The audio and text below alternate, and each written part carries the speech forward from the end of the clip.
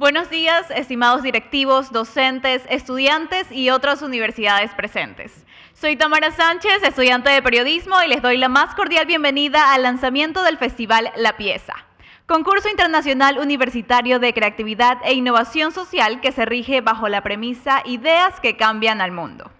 Este año la organización del festival se extiende a 4 universidades americanas: la ESPM de Brasil, la BYU en Estados Unidos, la UDD en Chile, a quienes les damos la más cordial bienvenida desde la transmisión en vivo vía streaming, y la Universidad de Especialidades Espíritu Santo de Ecuador, siendo la sede escogida para realizar esta apertura.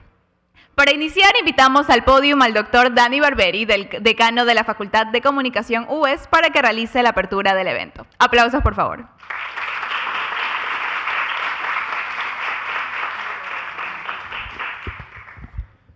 Muy buenos días con todos. Para la Universidad Espíritu Santo y para la Facultad de Comunicación en particular, es un gusto tener la visita de 2 representantes de una universidad que hace ya algún tiempo la comenzamos a llamar una universidad hermana, por esos lazos, más allá de lazos profesionales, un lazo fraterno que se ha generado. En primer lugar, pues, Sergio Gamboa, director de la carrera de publicidad de la UDD, y a Pia Benoit, esa persona que ha estado ahí como parte de esa vinculación internacional entre la Facultad de Comunicación en UDD y acá en la UES. ¿Por qué el concurso? No voy a robarme mucho tiempo para que Sergio hable de esto, pero es un tema en que hacemos clic, y es en la parte social, la causa social. Y me gusta utilizar esa palabra que la escuché sobre todo en Pia ayer cuando se hablaba no de problemáticas, porque hablar de problemas, y creo que en la facultad ya poco a poco hemos cambiado esa palabra, tenemos que hablar de situaciones con las que trabajamos, situaciones a las que nos enfrentamos, y moldear un poco nuestro cerebro, cambiar ese chip de ver todo en negativo y comenzar a verlo en positivo. Trabajar de una manera esperanzadora y trabajar sobre todo viendo que a futuro se pueden mejorar las cosas. Cuando nosotros hablamos de causas, hablamos de temas sociales. Y ese es ese link que las 4 universidades ya nombradas, que están conectadas, BYU, la ESPM, la Escuela de Sao Paulo de Publicidad y Marketing, la Universidad de Desarrollo y la UES, hicimos ese clic, hicimos ese contacto y dijimos, aquí hay mucha razón de por qué estamos los 4 como organizadores de este evento. Para la UES es un prestigio y un orgullo trabajar desde el campo de la comunicación estas causas, trabajar de una forma en que sabemos que el resultado final que se tenga ya es un resultado que no solo va a tener un impacto a nivel de Ecuador, que no solo vamos a pensar en la situación de nosotros como ciudad, como localidad o como país, sino que lo estamos viendo como una región, como un continente donde hay mucho en común y hay mucho que se nos viene que debemos solucionar. Quiero terminar con una frase bastante trillada, pero que cada vez la cuestiono más. Creo que por el tiempo que ha pasado, creo que por lo que veo en las futuras generaciones, y es: el futuro está en sus manos. ¿Y por qué digo que es trillada? Porque a mí me lo dijeron. A mí me lo dijeron hace mucho tiempo. Y ese futuro que estaba en mis manos hace años atrás es el presente para mí ahora. Si yo veo qué me dijeron hace años atrás y qué estoy haciendo, por lo menos ese granito de arena que estoy colocando es ver a casi 100 personas presentes y a cientos de personas más conectadas diciendo: quiero cambiar el mundo. Bienvenidos.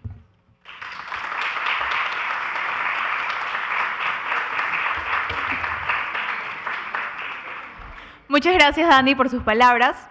Abordar temas sociales a nivel académico es esencial para crear un mundo más informado. Pensando en esta realidad, desde el 2012, el Festival de Publicidad La Pieza incluye asuntos ecológicos y sociales que ayuden a concientizar a las nuevas generaciones para vivir un mejor mundo. A continuación veremos un video testimonial de los ganadores UES 2022 y soporte del festival.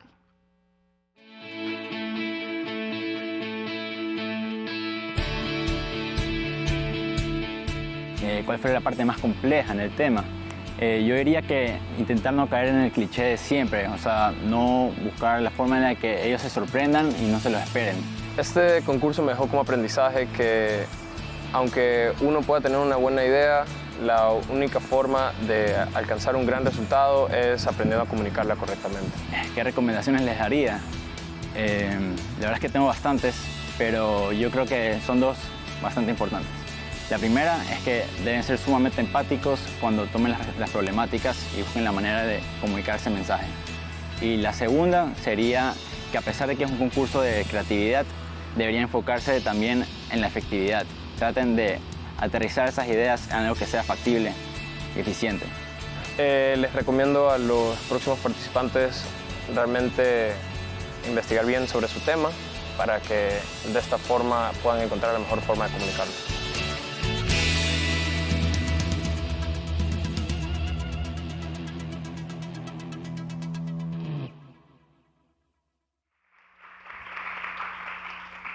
Estos resultados realmente nos enorgullecen como universidad. Este evento reúne estudiantes con el fin de obtener ideas que aporten a la sociedad, utilizando los conocimientos adquiridos en las facultades de cada institución participante. Para esto, contamos con un invitado que nos ayudará con toda la información necesaria de este festival. Invitamos a Sergio Gamboa, director de la carrera de Publicidad de la UDD de Chile, para que nos brinde todos los detalles. Adelante, Sergio. Aplausos, por favor.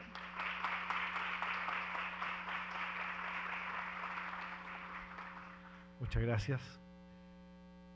Antes de decir mi mensaje, quiero agradecer enormemente a la Universidad Espíritu Santo por este gesto que han tenido de coorganizar junto con nosotros, con la Universidad del Desarrollo, este festival que partió con un sueño hace muchos años y que hoy día lo estamos viendo con una dimensión que jamás habríamos imaginado.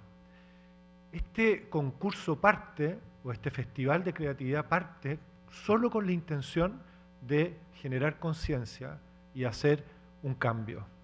Y eso lo vamos a mantener hasta que este concurso siga, viva, y va a depender de las generaciones futuras de que así se mantenga. Todas las ideas que han sido aportadas durante estos 10 años, desde el año 2012, son ideas que, más allá del mérito del premio, lo que tiene es el mérito de la conciencia. Estamos en un planeta que necesita de mentes creativas, jóvenes, que puedan hacer un cambio radical. Tenemos un continente americano que necesita de esas ideas para ayudarse a cambiar, para ser mejor y tener un futuro, ¿no es cierto?, que podamos garantizar a las futuras generaciones, a los hijos que vendrán en el futuro.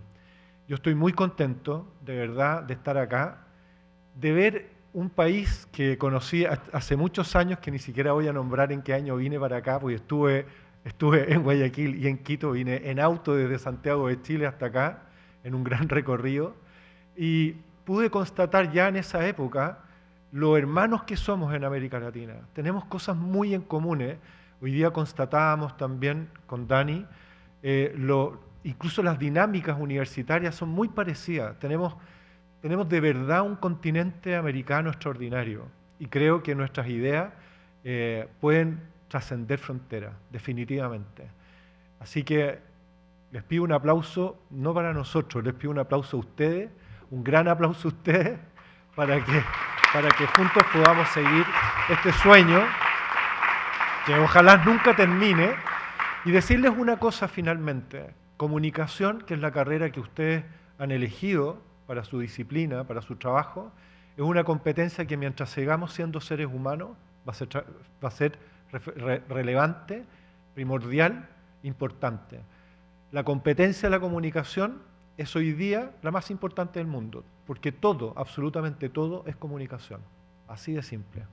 Muchas gracias, y quien va a dar los detalles de la pieza va a ser Pía Benoit, a quien agradezco.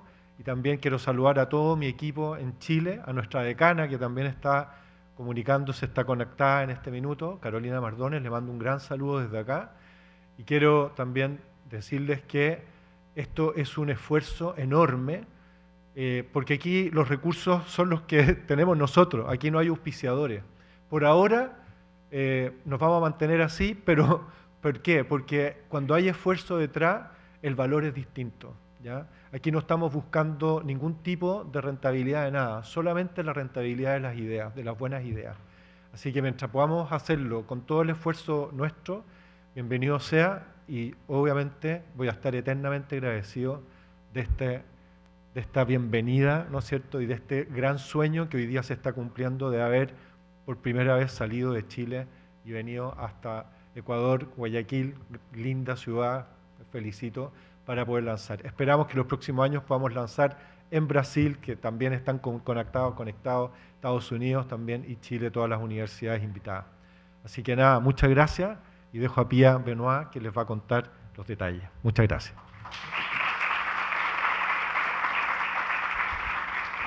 Muchas gracias, Sergio, por su intervención.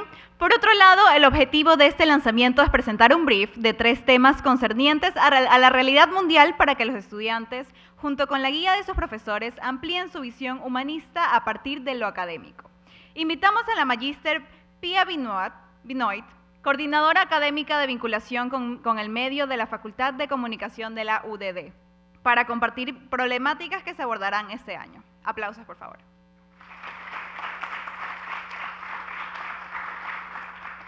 Muchas gracias por estar acá. Nuevamente reiteramos la gratitud que tenemos con la Universidad del Espíritu Santo por poder darnos la oportunidad de estar acá, por haberse entusiasmado a participar en esta cruzada muy bonita, donde los invitamos a ser todos ustedes ser agentes de cambio del mundo donde estamos viviendo. Hoy día un granito de arena aporta y puede cambiar el mundo, así que estamos invitándolos a eso.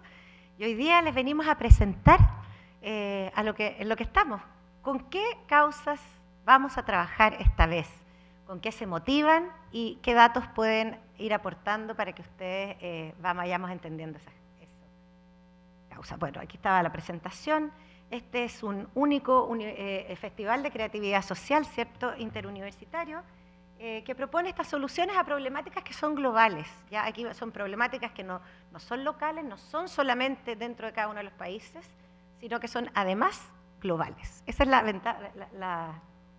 ¿Diga? Perdón. Entonces, lo bonito que tiene es que cada problemática que vamos a proponer en este momento tiene una realidad local, pero además tiene una realidad global. Entonces, en números, la pieza, ¿qué es lo que lleva hasta el minuto? Nosotros ya hay más de 2.000 alumnos que han participado con ideas que están aportando al planeta desde hace casi 12 años que existe este concurso, que está abierto hace poco tiempo a universidades internacionales, ¿cierto? Aquí también está presente la Universidad de Casagrande de Ecuador, que ha participado con nosotros desde el principio cuando lo abrimos, así que les damos también la bienvenida por estar acá. Muchas gracias. Podemos contarles que se han hecho más de 580 ideas o propuestas a distintas problemáticas. Detrás de esto hay más de 27.000 horas de trabajo dedicadas por los alumnos para poder llegar a las soluciones que han propuesto. Más de 12 universidades participan anualmente en este concurso y esperamos que sean muchas más. El objetivo de esto es abrirlo, tal como les explicaba Sergio. Aquí la única ganancia que nosotros queremos es que todos podamos pensar en ideas que vayan aportando al planeta. Y ya llevamos más de 26 causas o problemáticas abordadas dentro del tiempo que lleva este concurso o este festival. Vamos a ver 3 casos de ganadores anteriores. Vamos a iniciar con el caso que ganó el año pasado, de acá mismo, de la UES, que abordaron algunas problemáticas. Y vamos a ver, como les digo, 3 casos que van a ser inspiradores. El objetivo de esto es que vean la diferencia que hay en las ideas detrás de las problemáticas, para que vean la amplitud, el abanico de oportunidades que podemos tener en pensar creativamente en distintas soluciones.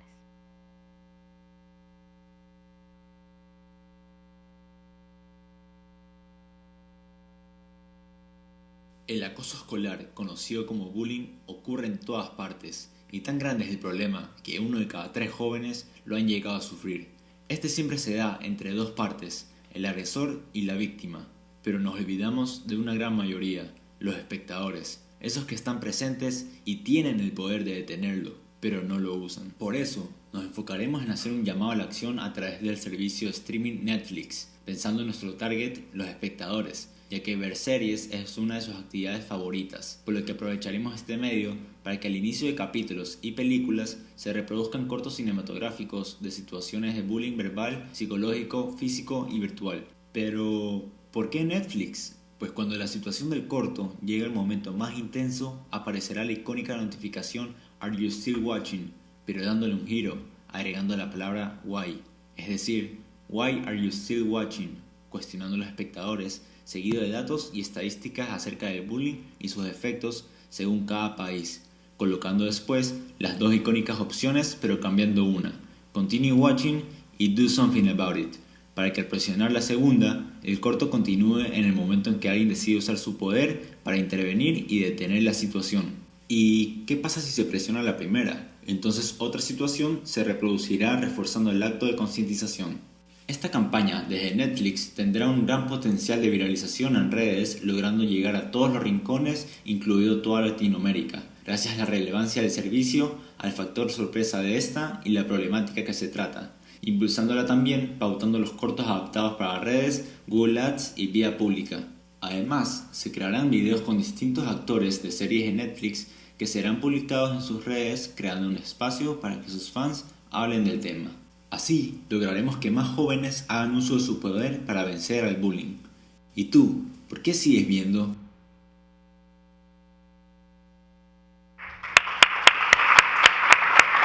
Un gran aplauso a una gran idea, ¿cierto? Vamos a revisar otra idea más con respecto al mismo tema y después vamos a revisar otra del 2021. El 64% de los estudiantes que sufren de bullying no busca ayuda y por ende muchas veces en la sala se asume que todo está bien. Sin embargo, existen señales a las que podemos prestar atención para reconocer si una persona es víctima de acoso y así poder combatirlo. Para cumplir esto, hallamos una oportunidad única, con el fin de adentrarnos en un tema de interés para este grupo.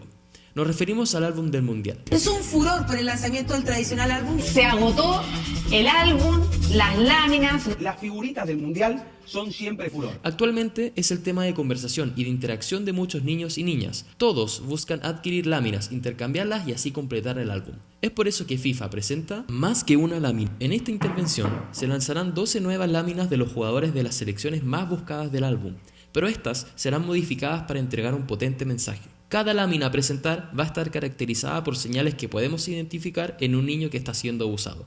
Entre estas señales podemos encontrar, por ejemplo, cambios en los patrones del sueño, pérdida de interés en las actividades que solían disfrutar, aislamiento, cambios en los patrones alimenticios, etc. Este lanzamiento de nuevas láminas generará inquietudes e interacciones en redes sociales, pero FIFA se mantendrá en silencio por un tiempo.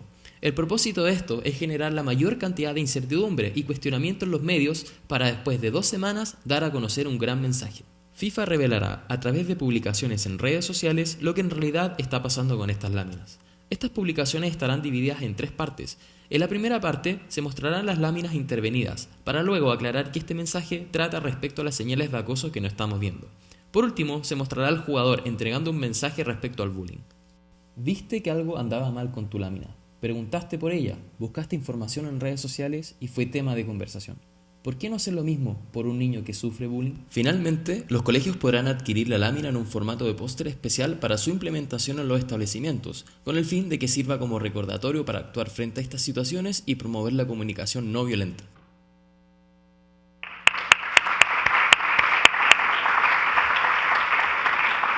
El 64% de los estudiantes que sufren...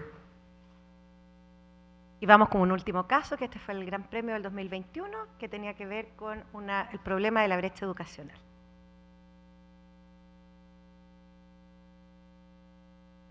With differences throughout the world, the common thread connecting us all may not be what we'd expect. Soccer has a following of nearly 4 billion, half of the world's population. It's played in nearly every country by rich and poor alike, making it a common thread and great equalizer. Some of the world's most distinguished soccer players emerge from some of the poorest countries, using their beloved sport to rise above their circumstances. Now's the time for soccer to use its worldwide platform to hoist up more than just athletes. Introducing Pass the Ball, an initiative partnering with professional soccer teams to fight education disparities. The initiative will hijack big rivalry games, ensuring a large audience. In these games, the enemy is bigger than a team. There's a collective effort to pass the ball and close worldwide education gaps. In interviews leading up to the game, players will advocate for an educationally disadvantaged area they choose to represent or are from. On game day, the teams will sport new jerseys with a fraction number representative of the amount of funding their area is given, compared to the areas with higher educational opportunity. Throughout the game itself, fans are encouraged to make donations rather than bet on a team. This is done by scanning soccer ball QR codes that line the stadium in place of usual advertisements. The QR code will be televised next to the score for fans watching in pubs or at viewing parties. Once a code is scanned, fans select the jersey number of the corresponding area they want to donate to. Each donor will be rewarded with a signed thank you mailed to them from their player. As more rivalry games occur worldwide, more areas will be advocated by some of the soccer's biggest names, providing even more opportunities to learn, pass the ball, and help. Soccer has always been a common thread of humanity, played by rich and poor on brand new turf fields and old dirt lots. Pass the Ball is an opportunity to unite the world in an important cause using a beloved sport they've already united behind.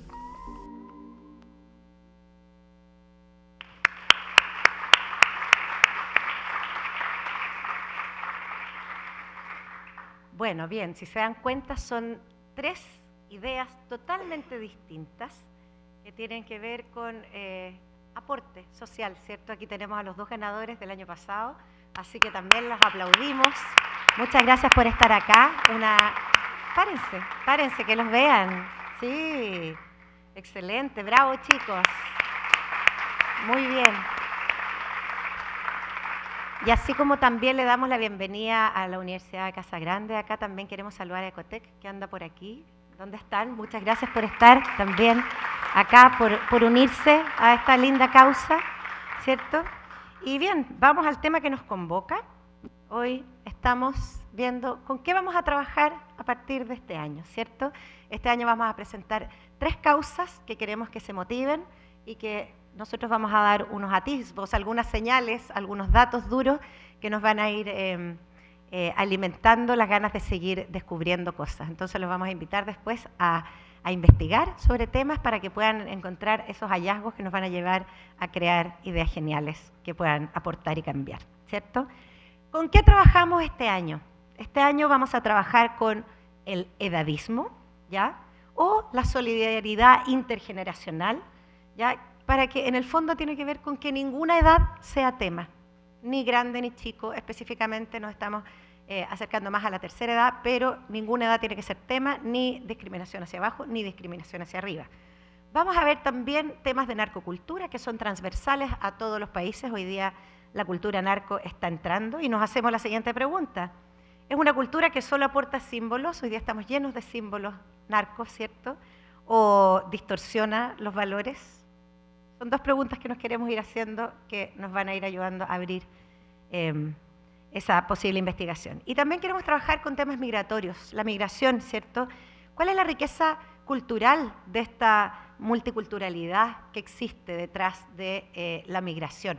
De romper los límites, de que los límites entre los países sean mucho más fluidos y empecemos a ser todos una misma nación. Vamos por tema, entonces. Con respecto al edadismo, ¿ya? O solidaridad intergeneracional, que ninguna edad sea tema, ¿cierto? La pregunta es la siguiente: ¿cómo podemos romper los prejuicios contra las distintas edades, especialmente la de los adultos mayores? Y los datos que les queremos contar son los siguientes. Contarles que en el año 69, en 1969, Robert Butler acuñó el ageism, ¿ya? Como la definición de segregación por edad, para referirse a los estereotipos o prejuicios existentes hacia las personas mayores por solo el hecho de tener una edad mayor. Les podemos contar que las personas al jubilarse tienen un horizonte de vida de 15 a 20 años, lo que corresponde a 1/3 de su vida. Es decir, nos estamos en la edad de jubilación, todavía nos queda 1/3 de la vida por vivir, ¿ya? Y el solo hecho de pensar o de escuchar la palabra jubilado, inmediatamente ya nos segrega o va segregando a un estrato distinto, ¿cierto? Entonces ese es un dato que quisimos relevar en este caso. Contarles también que el 25% de la población mundial tendrá más de 60 años al 2050. O sea, un cuarto de la población mundial va a ser, entre comillas, viejo, ¿cierto? Lo que corresponde a 193 millones de personas en el mundo, ¿ya? 2.1 veces más que las personas en el año pasado, el 2022, ¿ya? Es un incremento, en el fondo, en la población adulta, ¿ya? De esta cantidad que estamos viendo en este minuto. Después también les queremos contar que el 68% de las personas considera que los adultos mayores no son autovalentes y necesitan asistencia, ¿ya? El 68% de las personas considera eso, siendo que si los contrastamos y ahí los invitamos a investigar, es totalmente distinta la realidad. O contarles también que el 33% de los mayores de 80 años declara que otras personas toman sus decisiones. Imagínense, ¿ya? Ahí hay también un tema de prejuicios detrás.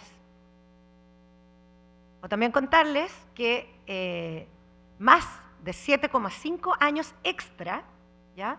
Pueden vivir aquellas personas con actitudes positivas o pensamientos positivos sobre el envejecimiento, que aquellos que tienen actitudes negativas. O sea, inmediatamente los invitamos a pensar de forma positiva sobre el envejecimiento para que podamos vivir un poco más de 7 años extras en la vida, ¿cierto? Abajo, esta presentación después va a quedar, por supuesto, en nuestra página web, y ahí debajo de cada uno de los datos están las fuentes para que ustedes también puedan investigar sobre eso. Contarles también que 25 de los 33 países de Latinoamérica y el Caribe no cuentan con pensión para la vejez, lo que corresponde a un 76%. Si se dan cuenta, son datos que van abarcando bastantes temas distintos con respecto al edadismo y que son impactantes. Entonces, los invitamos a hacer doble clic en ellos para que podamos ir descubriendo más sobre lo que nos viene, y además después tenemos a una socióloga fantástica que nos va a contar, ¿cierto?, sobre algunas de estas temáticas. Bien, eso es lo que le podemos contar, o algunos datos que pueden ir abriendo puertas sobre el tema del edadismo. Entramos en la narcocultura, nuestra segunda causa de este año 2023 en la pieza. ¿Esta es una cultura que solamente aporta símbolos o también distorsiona los valores sociales? Entonces nos tratamos de responder en cómo usamos su simbología para construir valor social, y con eso entonces les queremos contar algunos datos, como por ejemplo los símbolos. Estamos hablando de la narcocultura, y el símbolo, la narcocultura tiene varios símbolos detrás que hoy día usamos quizás incluso sin darnos cuenta. Influencia en la vestimenta, influencia en la arquitectura, en la música, en la estética, en la literatura, y en muchas otras formas muestra también símbolos que hoy día probablemente usamos sin darnos cuenta, ¿cierto? Que probablemente están invisibilizados, que no sabemos. Y sobre eso les queremos contar que el 1% del Producto Interno Bruto mundial genera el narcotráfico, equivalente a 320.000 millones de dólares. ¿Se dan cuenta? Una tremenda cifra. O contarles que 6 millones de jóvenes se encuentran vinculados al narcotráfico en México. Y esto es dato del 2014. Este dato ha aumentado aún. Contarles también que entre 10 y 11 años los niños son reclutados por organizaciones para trabajar como productores, empaquetadores o traslados de drogas. Además, contarles que 13.2 millones de personas se inyectaron drogas el año 2021, es decir, hace 2 años atrás, el dato más reciente que hemos encontrado, y eso corresponde a un aumento de un 23% con respecto a la década anterior. Por lo tanto, es un aumento que va, o sea, es una cifra que va a ir en aumento y probablemente la curva va a seguir. Entonces tenemos que hacer alguna reflexión al respecto. Y luego contarles que el 69,9%, o sea, casi el 70%, señala que los narcocorridos, que es un tipo de música que se escucha mucho, sobre todo en la parte cercana a México, y las narcoseries, que hoy día estamos llenas y no nos damos cuenta, pueden influir en la forma de ser, de pensar de los jóvenes que consumen ese tipo de contenido, ¿ya? Aquí estamos trabajando con comunicadores, Aquí estamos llenos de comunicadores, van a ser futuros comunicadores, las personas que están conectadas también son comunicadores y tenemos esa responsabilidad de visibilizar o no este tipo de temas. Estamos consumiendo, si nosotros generamos un contenido, alguien lo va a consumir. Entonces, ¿qué le estamos entregando a esas personas? ¿Ya? Y luego entramos en temas de migración. Migración que existe hoy día a nivel mundial. Como les explicábamos, las fronteras son cada día más líquidas, por lo tanto, si lo miramos de forma positiva, se está construyendo cada día una nación más grande a nivel planetario, a nivel global, más que tener estos límites físicos que nos van dividiendo por países, ¿cierto? Entonces, ¿cómo visibilizamos ese aporte de la diversidad cultural que podemos intercambiar aquí? Ya estamos generando una diversidad cultural, estamos intercambiando formas distintas de ver las cosas, ¿cierto? Entonces, ¿qué les podemos contar con eso? Que las ciudades globales del primer mundo han sabido integrar las culturas. Ellos sí las saben integrar. La correcta integración de los distintos migrantes propicia que florezcan nuevas expresiones artísticas, gastronómicas e intelectuales que permiten un mayor desarrollo económico y social. Cuando las migraciones comienzan a ocurrir, en un inicio probablemente va a haber mucho roce, pero cuando ya se integra, empieza a ocurrir esto y quedan estas sociedades multiculturales, preciosas, que ya no se sabe si son, como es el caso, por ejemplo, de Nueva York o de algunas ciudades o países a nivel europeo, donde ya se empieza a perder eso en el buen sentido de la pérdida, ¿cierto? Y contarles que hay 280 millones de migrantes internacionales en el año 2020, equivalente al 3.6% de la población. O sea, podemos decir que el 3.6% de la población mundial está pasando de un lado a otro, ¿cierto? Y no está en su lugar de nacimiento. O contarles que 48.300 millones de dólares fueron las remesas de latinoamericanos y caribeños el año 2005. O sea, el año 2005, hoy día que tenemos mucha más migración, las remesas deben ser muchísimo mayores, ¿cierto? Las remesas son el intercambio económico que existe cuando una persona deposita a un país extranjero porque está trabajando en otro lado y la deposita a su familia, etc. Estos son datos del Banco Mundial. También contarles que 58 latinoamericanos por hora abandonan sus países en busca de un futuro mejor y conforman la trama de un nuevo mestizaje cultural. 58 personas por hora, imagínense, solamente en Latinoamérica. O contarles que 500.000 latinoamericanos se marchan de sus países con la intención de no regresar. Imagínense lo que es eso, 500.000 latinoamericanos se están marchando anualmente.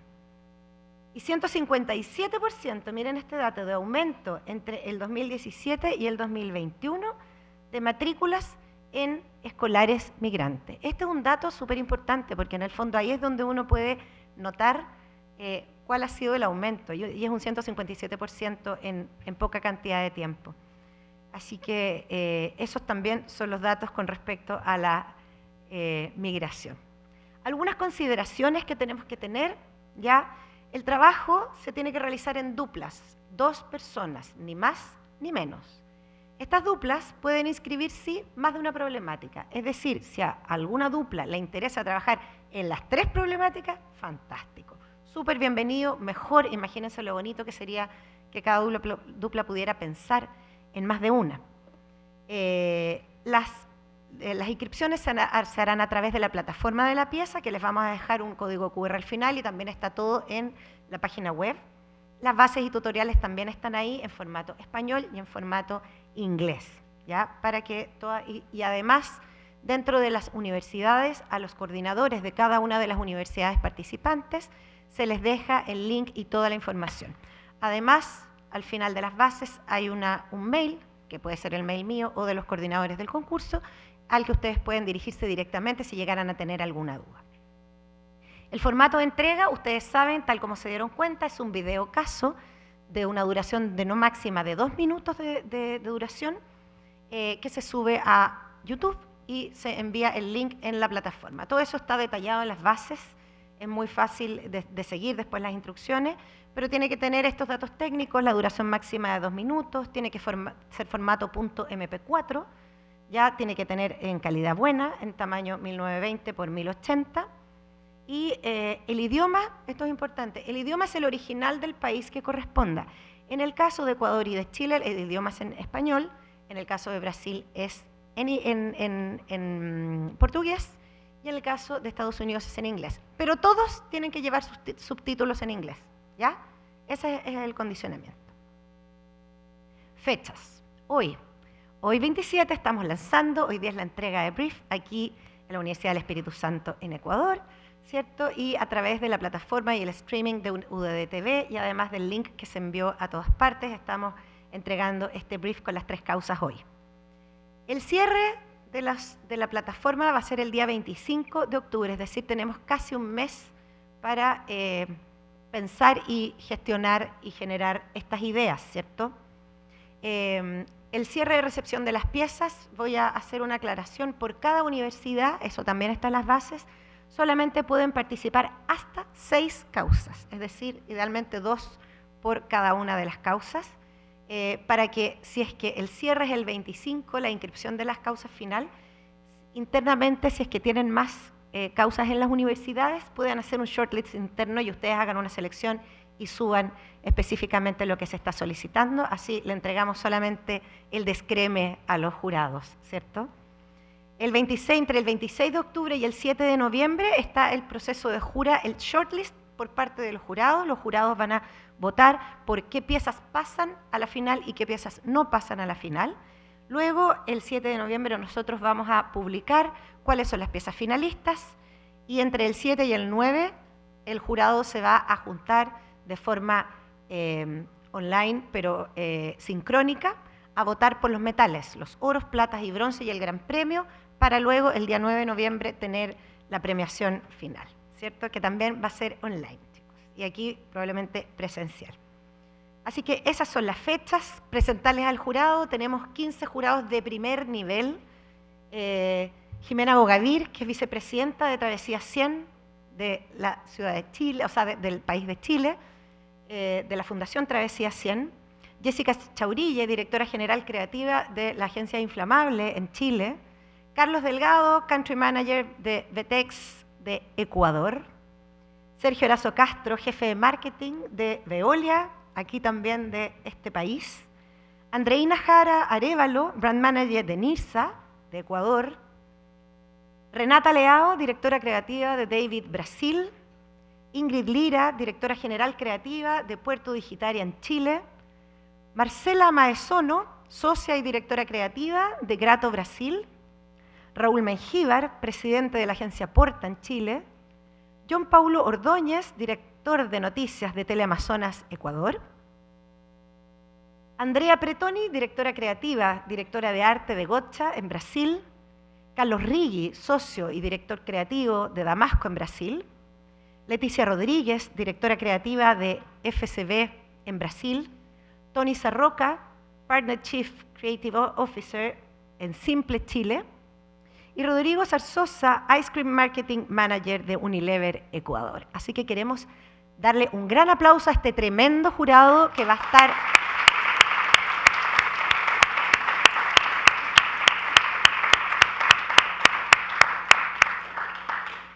detrás va a tener la difícil misión de escoger quiénes van a ser los ganadores de este año. No nos cabe la menor duda que va a ser una tremenda misión porque van a llegar grandes ideas. Así que aquí el que quiera puede escanear este código QR, ya que los lleva al acceso a la plataforma, pero como les explico también va a estar todo esto en las bases y online. Así que no sé si queda alguna pregunta, si hay alguien que tenga alguna duda al respecto de lo que vimos hoy día, sino para darle ya la pasada a nuestra socióloga invitada. ¿Hay alguna pregunta aquí en la sala? Yo no sé si de repente en el chat del Zoom puede haber algo, no tenemos acceso nosotros a mirarlo en este minuto.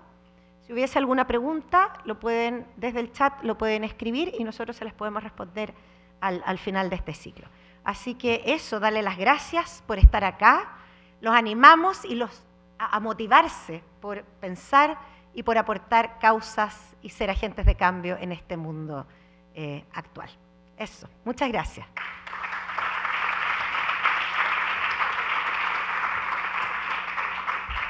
Muchas gracias, Pía, por mantenernos al tanto de esta edición.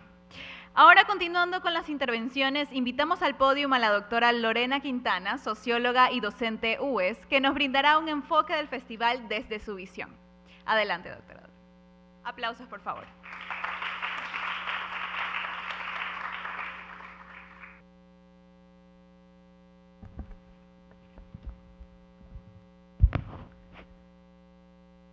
Bueno, buenos días con todos.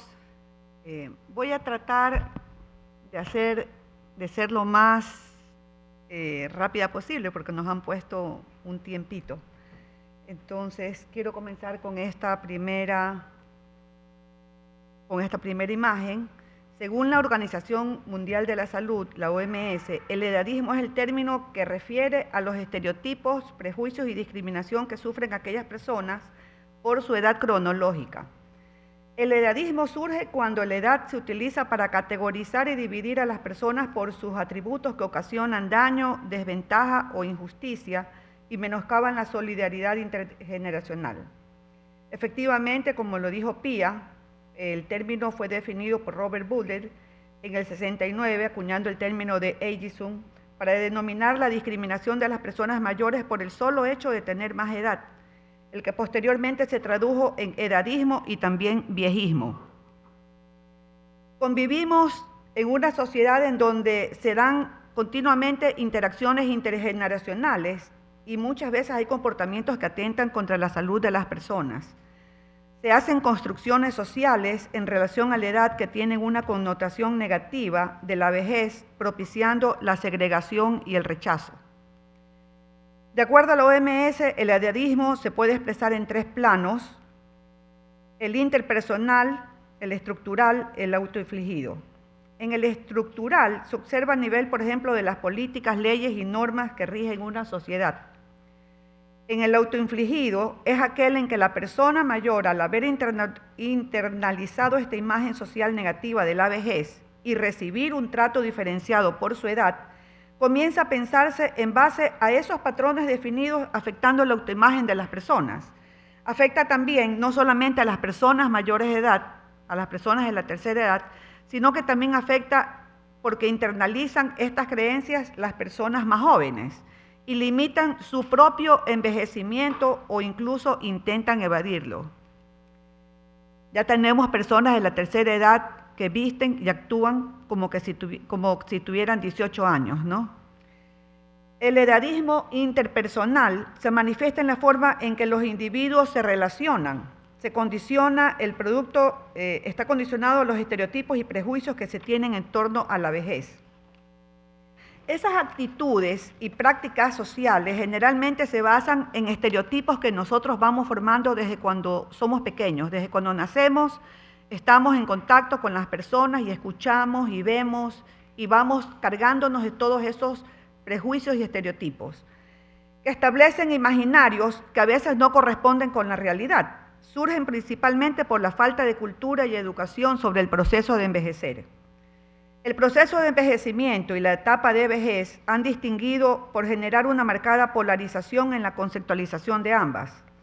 Hay entre la vejez positiva y la vejez negativa, transita la visión a través del tiempo.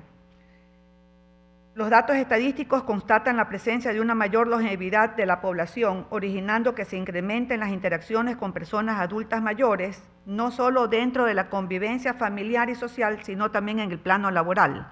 Vemos ahora en los trabajos que hay personas de todas las edades.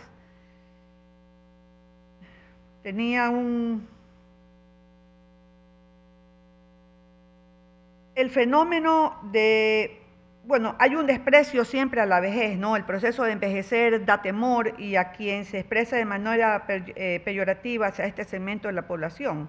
O sea, siempre se está discriminando por motivos de edad.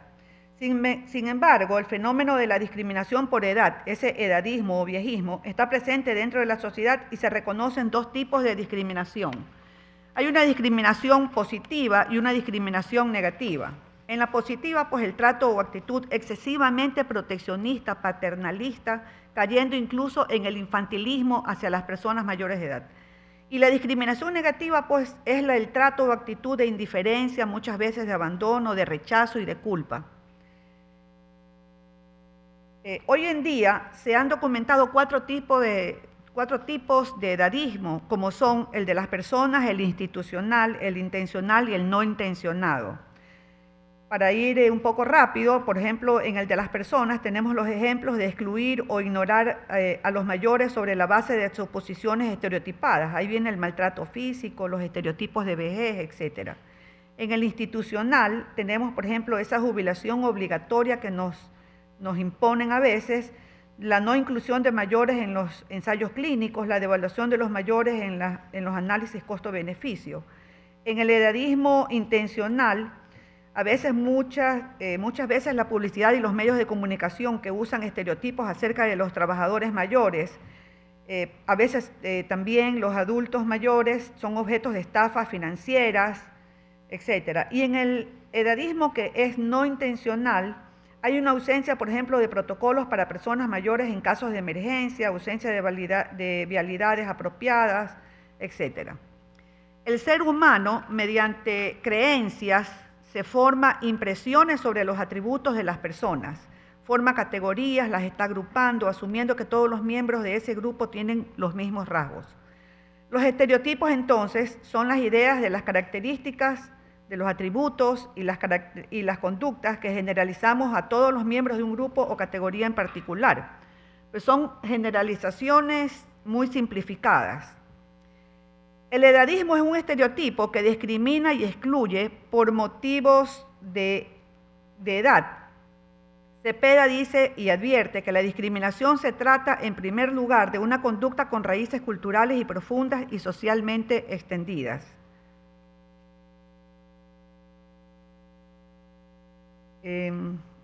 Su lógica de funcionamiento se halla en la expresión sistemática de desprecio hacia determinado grupo a los que los prejuicios o los estigmas, ambos socialmente construidos pero no defendibles racionalmente, han individualizado, separado y señalado. Mediante este prejuicio, el edadismo considera una valoración negativa del proceso de envejecer, de la vejez y de la persona adulta mayor. Los posiciona en desigualdad y excluidos de la sociedad al no ser reconocidos sus derechos. La falta de conocimiento y educación sobre el tema de envejecimiento del ser humano permite mantener la idea de que la etapa de vejez tiene como características la enfermedad, un estado de decrepitud constante que los hace ver como un estorbo que genera apatía, provocando soledad y desesperanza en la vida de la persona adulta mayor. Bueno,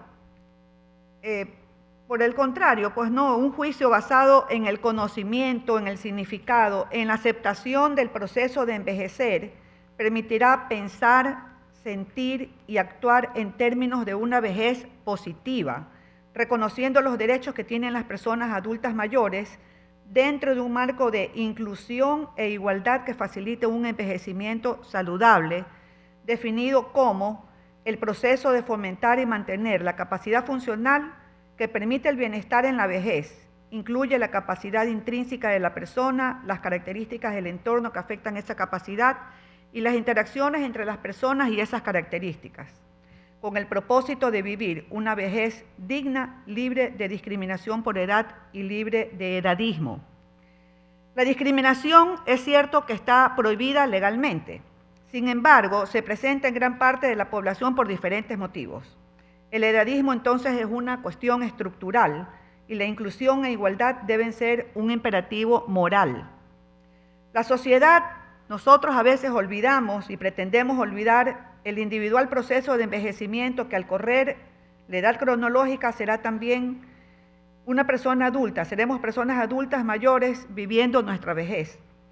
Una sociedad educada e informada adecuadamente del proceso de envejecer y de su significado tenderá a valorar con aprecio esta etapa de la vida, la sabiduría acumulada por los años y la satisfacción de tener salud, permite una vejez digna con un claro sentido de vida y un sentimiento de ser útil.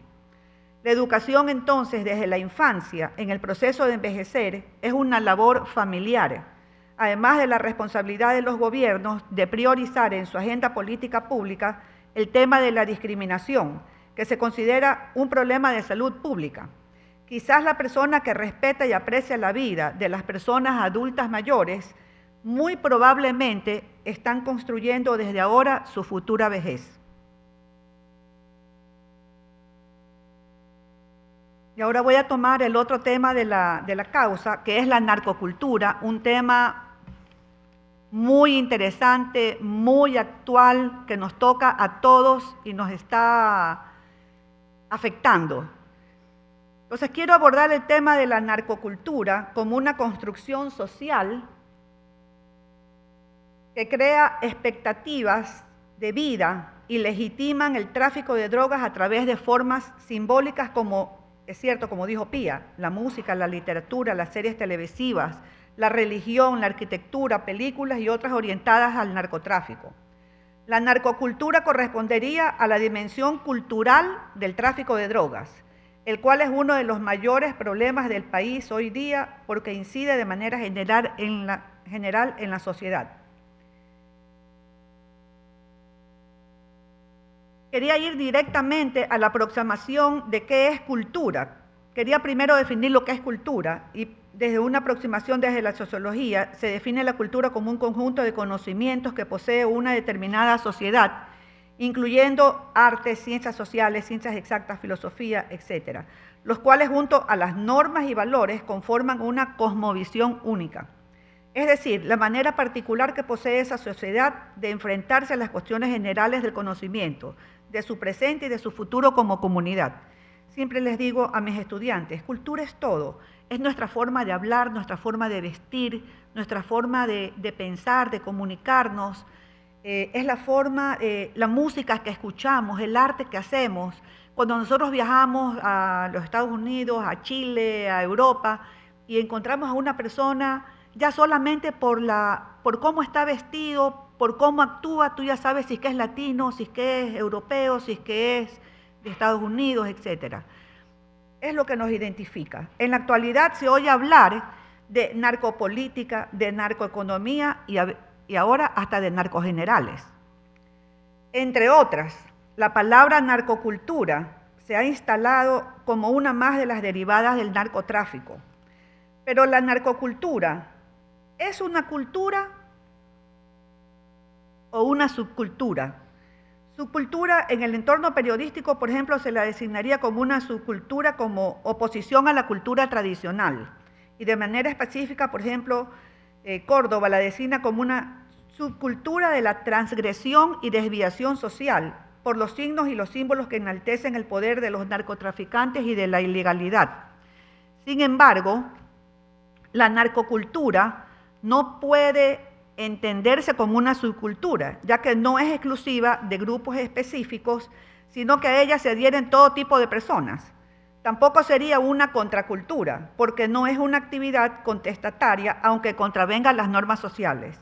Entonces, es una cultura en sí misma. La cultura del tráfico de drogas que integra hábitos, instituciones y elementos simbólicos. Aquí tenemos Villatoro, por ejemplo, dice que narcocultura constituye un conjunto de rasgos entre los que están los comportamientos, valores, lenguajes, códigos, normas, simbolismos y significados relacionados con la producción, distribución y venta de estupefacientes, de los cuales se desprenden imaginarios y significados de legitimidad del tráfico de drogas. Narcocultura es una construcción simbólica como generadoras de expectativas de vida y un mecanismo de legitimación del tráfico de drogas. La narcocultura en sí misma es una forma de exposición del mundo del narcotráfico que proviene del ámbito del crimen organizado, pero también del imaginario colectivo y podría analizarse desde tres elementos. El primero que está ahí es la narcocultura como una construcción simbólica. Es un fenómeno social que involucra prácticas sociales, costumbres, hábitos, formas de identificación y de relaciones, modos de manifestarse, de vincularse a objetos culturales de uso y consumo para constituirse, junto con otros componentes en formas simbólicas de la cultura. Ligado a los procesos de significación con el tráfico de drogas, se han creado sentidos prácticos de vida que distinguen y unifican a quienes participan o comulgan con este proyecto ilegal. Como generadoras de expectativas de vida, también. Las aspiraciones y deseos que genera la narcocultura están cargados de elementos simbólicos que llevan a configurar un modo de vida con valores y patronos de comportamiento que les son propios y que son admirados. ¿Por qué? Porque exaltan la violencia, el poder económico, político de algunos líderes, por ejemplo, en su época como Pablo Escobar. Están asociados continuamente al derroche, a la opulencia, a las mujeres, a la transgresión, a las normas y al machismo. Y tenemos, por último, el tercer punto, se lo puede ver como la narcocultura, como mecanismo de legitimación del tráfico de drogas. La narcocultura constituye el mecanismo mediante el cual se incorpora la vida cotidiana a la sociedad, de manera que las personas se habitúan a él y terminan considerándolo como otra actividad económica que les va a permitir salir adelante a diferentes grupos sociales. Es decir, que su legitimación e institucionalización no se logra a través de las normas jurídicas y formales establecidas, sino más bien por los imaginarios que se construyen alrededor del tráfico de drogas. Pero ¿cuáles son esas formas simbólicas en que se manifiesta la narcocultura? Recordemos que esto es un fenómeno social que se vive desde la década de los 70 en México y que se consolida como un imaginario social. Y más o menos desde los 80 que se consolida en Colombia con el incremento y diversificación de la producción, por ejemplo, de películas, músicas, series televisivas y documentales relacionados con el consumo y tráfico de drogas. Pero también por la difusión mediática que ha tenido el estilo de vida de los narcotraficantes, su lenguaje, los consumos, el vestuario, los accesorios, entre otros aspectos. La globalización hace que este fenómeno bañe o cubra todas las instancias de la estructura social, llegando incluso a las escuelas. No hay registro exacto, digamos aquí en el Ecuador, sobre la emergencia de la narcocultura aquí en el Ecuador, pero lo que sí sabemos es que las formas simbólicas de la narcocultura están atravesando todas las instancias, por ejemplo, en la educación. Tenemos aquí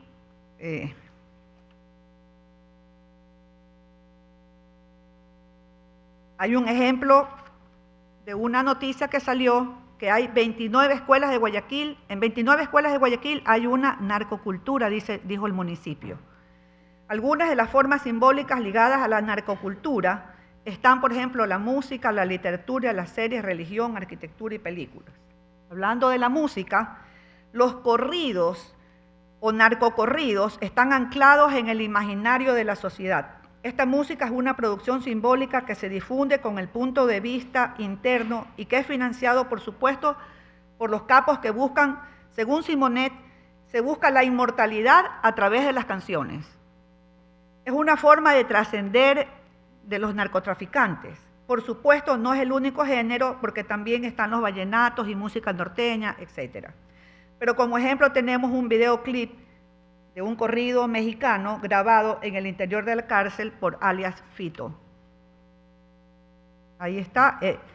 En esa, no sé si alcanzan a leer, en la letra del corrido, dice, es un hombre de mucha honra, de carácter, muy buena persona, y no es como mal informan. Es una de las estrofas de la canción dedicada a Adolfo Macías Villamar, ¿no? Aquí tenemos, por ejemplo, otras letras de narcocorridos mexicanos. Respecto a la literatura, se manifiesta como una situación contextual que envuelve al país. Sus narrativas son la expresión de la cotidianidad, donde las identidades se manifiestan a través del lenguaje particular asociado a la doble moral de la sociedad, al dinero fácil que convierte en héroes a los que logran convertirse en nuevos ricos. Las series televisivas, el desarrollo de una cultura producida por el fenómeno del narcotráfico se naturaliza y populariza con mayor profundidad al ser llevada a las grandes masas por medio del cine y la televisión. Hay producciones que han sobresalido no solamente en México y Colombia, sino también en Ecuador y en otros países. Las series televisivas, por ejemplo, de la empresa Caracol y otras empresas estadounidenses como Telemundo, Univisión, etcétera, crearon proyectos inspirados en personajes reales. Descubrieron un mercado latino afecto a este tipo de narraciones y junto con guionistas y actores mexicanos y colombianos crearon entonces un corpus amplio que le dio el nombre de narcoseries. Esto aquí es una apología al narcotráfico y todo lo que con ello conlleva, ¿no? Aquí la serie, por ejemplo, de Pablo Escobar, El patrón del mal, normaliza y ensalza el narcotráfico y los beneficios que esto trae. Pienso yo que más allá de producirla para que la sociedad colombiana en ese entonces recordara a este personaje como nefasto y detestable, en la serie se presentó a un Pablo Escobar que tenía buenos motivos para traficar y matar, además que amaba a su familia y ayudaba al pueblo, y en cambio los políticos y los policías aparecían como burócratas y corruptos. Estas series que son repetidas una y otra vez en los canales nacionales e internacionales como Escobar, el patrón del mal, Sin tetas no hay paraíso, Con tetas sí hay paraíso, la 1, la 2, la 3, la 4, El Señor de los cielos, yo diría, cosechamos lo que sembramos y naturalizamos.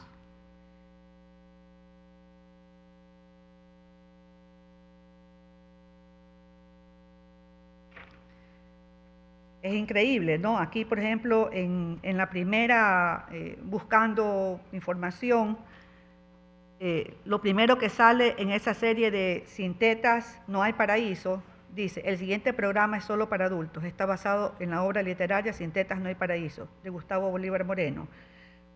Entre comillas, una historia que vale la pena ver para que nadie la pueda repetir. A veces tienen los efectos contrarios, ¿no? Religión.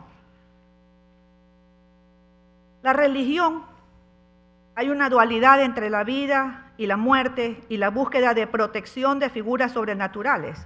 Cabe precisar que las formas religiosas del narco se reconocen como sincréticas, ya que mezclan los íconos y ritos populares con los del catolicismo, y de ahí la constante inclusión de figuras, por ejemplo, como la Virgen de Guadalupe y los santos San Judas Tadeo, etcétera, etcétera. O sea, van a actuar y están pidiendo una protección que todo les salga bien.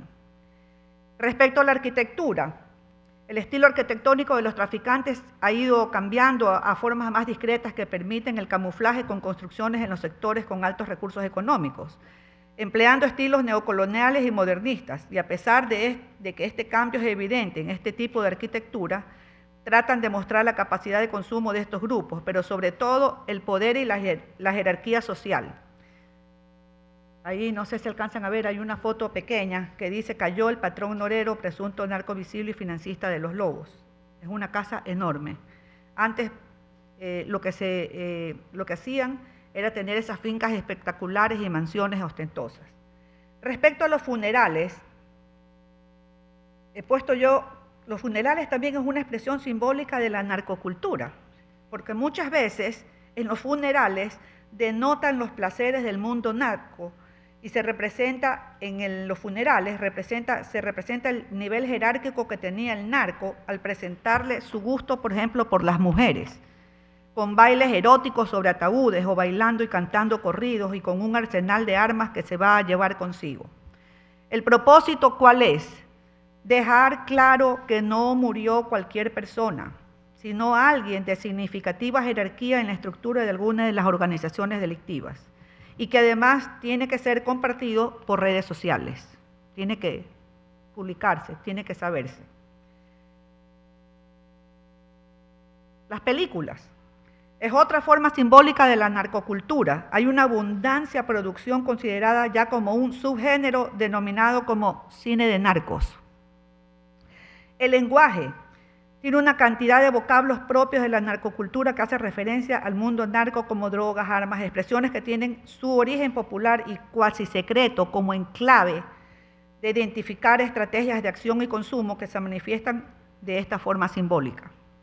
La vestimenta, aunque ha evolucionado, los grandes capos se visten con marcas costosas que se enseñan en los bordes de la ropa interior, pantalones sport, camisetas de marcas reconocidas que simbolizan la posición social y el poder que representan.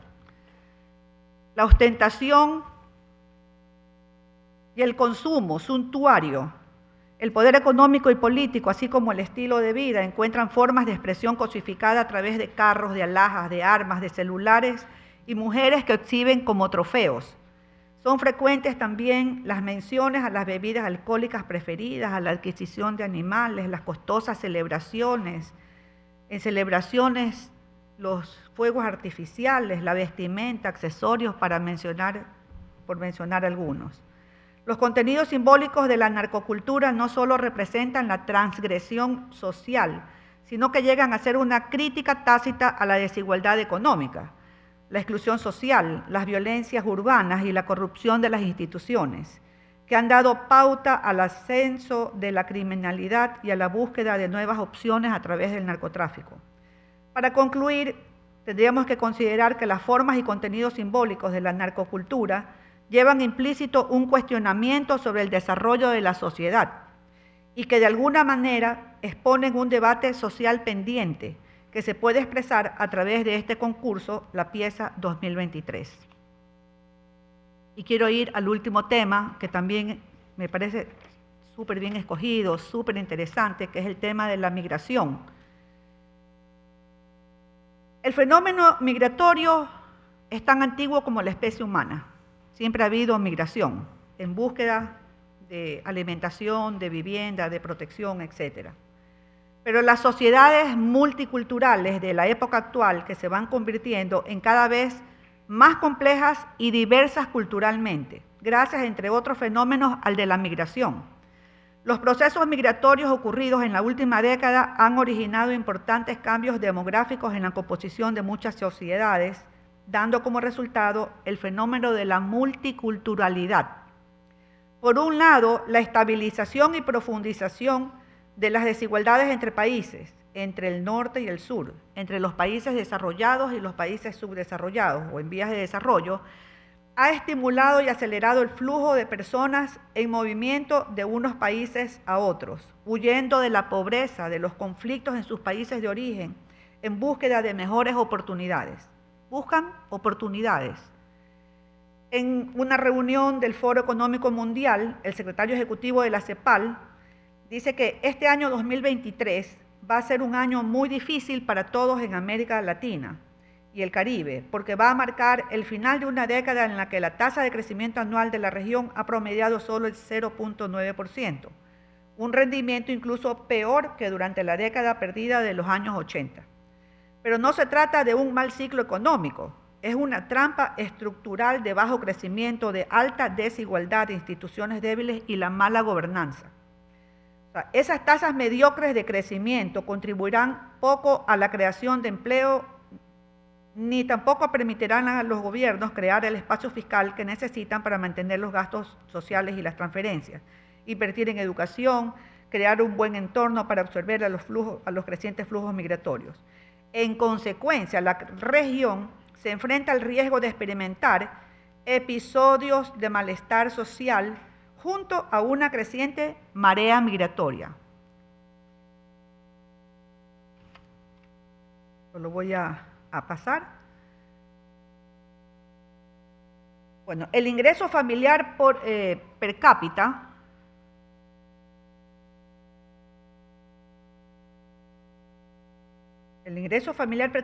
es menor a $89.29 mensuales y el ingreso pobre extremo percibe menos de $50.32. O sea, la concentración de la riqueza está en pocas manos y el empleo, el desempleo, el subempleo, la mala gobernanza, la mínima inversión en obras sociales como salud, educación, vivienda, la inseguridad que ha crecido exponencialmente, la inestabilidad política y social que se vive, por ejemplo, aquí en el Ecuador, ha llevado a una de las mayores crisis de la historia del Ecuador, que tiene como consecuencia la migración, cuya magnitud y velocidad no tiene precedentes.